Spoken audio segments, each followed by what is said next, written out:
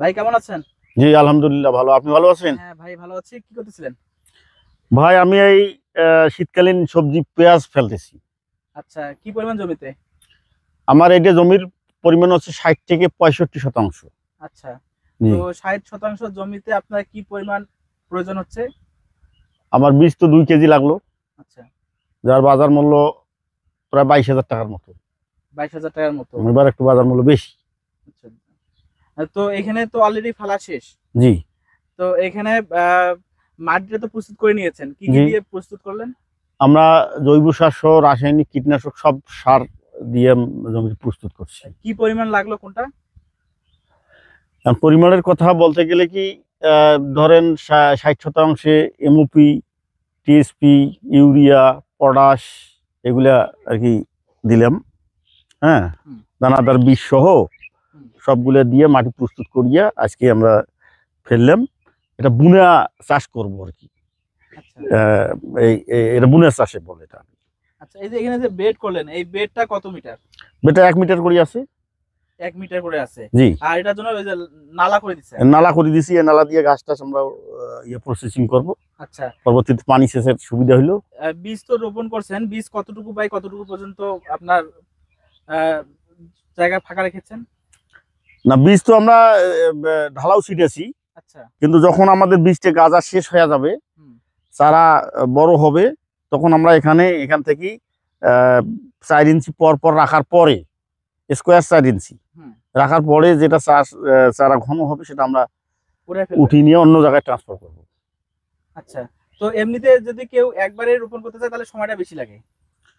না, সেক্ষেত্রে সময় বেশি একটা ব্যবধান হয় না, কিন্তু বিষয় হচ্ছে যে আমরা তো মৌসুম শেষ প্রান্তে চলে আসছি, আচ্ছা, যার ফলে এইটা আবার চারা ট্রান্সফার করলে আমাদের পরবর্তীতে একটু সমস্যা হতে পারে। যেমন তাপমাত্রা বাড়তে পারে, তারপরে আপনার পানির শুষ্কতা আবহাওয়া থাকবে, নানানবিধ সমস্যা থাকতে পারে। সেই ক্ষেত্রে আমরা এই বুনের চাষ করলাম, এটা ইনশাল্লাহ কোনো সমস্যা হবে না। আচ্ছা, এখন পানি কতদিন পর দেওয়া লাগবে? হ্যাঁ, পানিটা যখন আমরা দেখবো যে 15 দিনের মধ্যে সম্পূর্ণ গাছ শেষ হয়ে যাবে, তারপরে আমরা হালকা সেচ দেবো। হালকা সেচ দিতে হবে? জি। ওই সময় কোনো সার প্রয়োগ করতে হবে? না, ওই সময় আমরা কোনো সার প্রয়োগ করবো না, তার কারণ এগুলো তো খুব নর্মাল, মানে হালকা জিনিস, গভীরমূলী না, যার ফলে শিকড়টাতে যদি আমরা সার প্রয়োগ করি তাহলে ওই শিকড়টা ওই সারের অ্যাকশনটা নিতে পারবে না, আচ্ছা, যার ফলে আমরা ব্যবহার করব না। পরে যখন আহ, মানে আগাছা তুলি দেওয়ার পরে একটু চারা বড় বড় হবে, তখন আমরা কিস্তিতে সার এখানে প্রয়োগ করব। তখন ওই কিস্তিতে কি সার দিতে হবে? আপনার সব কিছু থাকবে, ইউরিয়া, ফসফেট, পটাশ, দানাদার বীজ সহ, ম্যাগনেসিয়াম, সালফার, কপার ইত্যাদি। 60 থেকে 65% জমির জন্য এগুলোর পরিমাণটা কিরকম হবে? মানে উঠার পরে নাকি? হ্যাঁ, যখন ওই যে সারগুলো আপনি যেগুলো বললেন যে ম্যাগনেসিয়াম থেকে শুরু করে যে বিষয়গুলো, এগুলো কি পরিমাণ হ্যাঁ, দিতে হবে? একরে যদি আমরা প্রতিটা আইটেম 250 কেজি করে ধরি, সেই ক্ষেত্রে 60 শতকে যতটুকু আসবে সেটাই। আর পানির যে বিষয়টা সেটা হচ্ছে আপনি এখন থেকে কতদিন পর দিতে চাইছিলেন?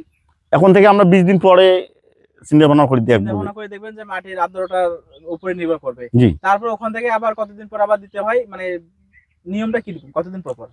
হ্যাঁ, সেটা এখন নিয়মটা তো বর্ষা বাদল কম। বর্ষা বাদল কম। হুম, যদি আমাদের আবহাওয়া শুষ্ক থাকে, হুম, সেক্ষেত্রে আমরা 12 দিন 15 দিন পর পর এখানে সেচ দেবো। আচ্ছা। আর রোগ বালাই তো থাকবে, সেটা ট্রিটমেন্ট আমরা নেবো ইনশাল্লাহ। পাশাপাশি অন্য কোনো ফসল তো রোপণ করা যাবে না? যাবে, কিন্তু সেই ইয়েটা আমরা একটু শেষ প্রান্তে আসছি তো, যার ফলে আমরা ওই রিস্কটা নেবো না। রিস্ক হয়ে যায়। জি।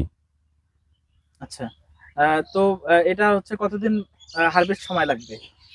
এটা মোটামুটি 100 থেকে 120 দিন সময় লাগবে।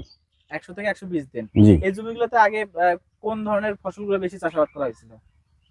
এখানে কিছুদিন আগে পরিকল্পনা ছাড়া ছিল তো, হুম, যার ফলে এখানে ধান চাষ ছিল। হুম, আহ, কিন্তু যদি আমরা প্ল্যান প্রোগ্রাম থাকতো, হ্যাঁ, তাহলে আমরা 75 কিংবা 89 বা এই জাতীয় ধান গাড়তাম, তাহলে ওটার আয়ুকাল কম। সেক্ষেত্রে আমরা সামনের বারে এটার প্রস্তুতি নেব ওইভাবে। 60 শতাংশ জমিতে আমাদের অ্যাভারেজ কিরকম খরচ আসতে পারে? 60% জমিতে আমরা পেঁয়াজ তো বুনে পেঁয়াজ, এটা খরচ একটু কম, সেক্ষেত্রে 60 থেকে 70 হাজার টাকা লাগবে। আপনার রোপণ, সেচ ব্যবস্থাপনা, সার ব্যবস্থাপনা, সব মিলিয়ে harvesting, all everything. All everything. আর যদি ভালো বাজার মূল্য পাই তাহলে ওখান থেকে আমরা খরচ বাদেও 1 থেকে 1,20,000 টাকা পর্যন্ত আমরা পেতে পারি আর কি। সেটি হচ্ছে আমাদের মেয়াদকাল হ্যাঁ, মেয়াদকালে 120 দিন। খারাপ না, খারাপ না। খারাপ না। আর আমরা যদি অন্য সবজি ফসল লাগাইতাম তো অত টাকা তো আমরা পাইতাম না, কিন্তু এই মশলা জাতীয় সবজি তো পেঁয়াজ, পেঁয়াজ একটা গুরুত্বপূর্ণ মশলা জাতীয় সবজি। এটা হিন্দু মুসলমান নির্বিশেষে রাঁধুনিদের রান্না কথা চিন্তা করলে পেঁয়াজটা লাগবে। আচ্ছা, এখানে আপনার উত্তরাঞ্চলে তো মোটামুটি শীত বেশি, জি। তো শীতের কি একটা কারণে এটা উপকারিতা না ক্ষতি, না কোনটা দিক? এটা তো শীতকালীন সবজি, এটা উপকারিতা। অতিরিক্ত কুয়াশার কারণে কোনো ক্ষতি হয় না? ক্ষতি হয়, কিন্তু ওরা পুষে যায়। তো ঠিক আছে ভাই, ভালো থাকবেন। কথা বল ভাই, একটু যদি এই বিষয়ে একটু বলেন। ভাই আমি কি বলবো এই বিষয়ে, আমি জানি না, ওই বড় ভাইয়ের অভিজ্ঞতা নিচ্ছি, ওনার এক্সপেরিয়েন্সে আমি আসছি এখানে। আমি এরা কোনো সময় করি নাই, এই প্রথম দেখি ভাই কি বলে, এই ভাইয়ের পরামর্শ অনুযায়ী আগামীতে আর কি আগাইতে চাচ্ছি। এইভাবে যদি আগাইতে পারি তাহলে দেখি ভাইয়ের সবকিছু অবদান।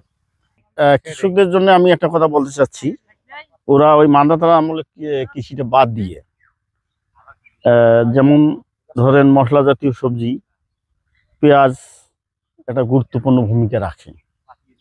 এটা না চাইলেই মানে এক কথা কেউ যদি বলে যে না আমি পেঁয়াজ ব্যবহার করব না, তাহলে কিন্তু ওই রান্নার স্বাদটা ভাই আসবে না। পেঁয়াজের বিকল্প নাই, এটাই আমি বলতে চাচ্ছি।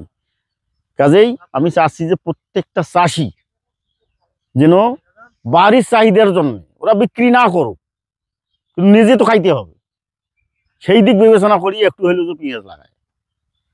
আমরা পর নির্ভরশীল, অন্য দেশের উপর নির্ভর করি। এই অন্য দেশের উপর যেন নির্ভর না করি, আমরা আমাদের বাংলাদেশকে এগিয়ে নিয়ে যাই। এই জন্য রসুন, পেঁয়াজ, যে কোনো ফসল বা যে কোনো মশলা জাতীয় উৎপাদন করা আমাদের প্রয়োজন। তখন আমরা কি করব, আমরা কৃষকরাও বাংলা মানে বাজার কম পাবো এবং নিজের চাহিদাও মেটাবো। একদম ঠিক বলেছেন। আপনার কথা শুনে আমরা একাত্মতা প্রকাশ করছি। আমরা সবাই আমাদের জায়গা থেকে আমাদের যে বাড়ির পাশে জায়গাগুলো আছে সেই জায়গাগুলোতে আমরা সৎ ব্যবহার করি, এবং যে ফসলগুলোতে আমরা ভালো প্রফিট পাবো সেই ফসলগুলোর দিকে আমরা একটু ঝুঁকি। অসংখ্য ধন্যবাদ ভাই। ভাই, আপনাকে অসংখ্য ধন্যবাদ আমাদেরকে সময় দিয়ে ভালো কিছু ধন্যবাদ বক্তব্য প্রদানের জন্য। আপনাকে কষ্ট করে আসছেন, আপনাকে ধন্যবাদ দিয়ে ছোট করবো না। আমি চাচ্ছি আপনি এ ধরনের কাজ করেন, সমাজ সেবামূলক কাজ এটা। অবশ্যই দেশবাসীর কাছে আপনার জন্য দোয়া চাচ্ছি, আমার জন্য দোয়া চাচ্ছি, আমরা যেন ভবিষ্যতে দেশকে এগিয়ে নিয়ে যেতে পারি, বাড়ির চাহিদা মিটাইতে পারি, বাজারের নিকটতম বাজারের চাহিদা মিটাইতে পারি, পাশাপাশি বিভাগীয় শহরে যেন আমরা এই মশলা জাতীয় সবজিটা পর নির্ভরশীলতার থেকে আমরা রেহাই পাইতে চাই, অন্য দেশ থেকে আমরা রেহাই পাই। সুপ্রিয় দর্শক, আপনারা দেখছেন যে তিনি হচ্ছে জমিতে তিনি পেঁয়াজ রোপণ করেছেন। এর আগে আমরা একটি প্রতিবেদন দান করেছি, সেখানে তিনি রসুন চাষাবাদ করেছেন, এবং গত বছরও আমরা তার একটি প্রতিবেদন আপনাদের মাঝে উপস্থাপন করেছি। সেই প্রতিবেদনে উনি কতটুকু সফলতার মুখ দেখেছেন সেটির গল্প আমরা আপনাদের কাছে উপস্থাপন করেছি। তো আমি আবারও বলছি, যারা বসে আছেন তারা বসে না থেকে কৃষিতে আসুন, কৃষিতে অনেক সম্ভাবনাময় আগামীতে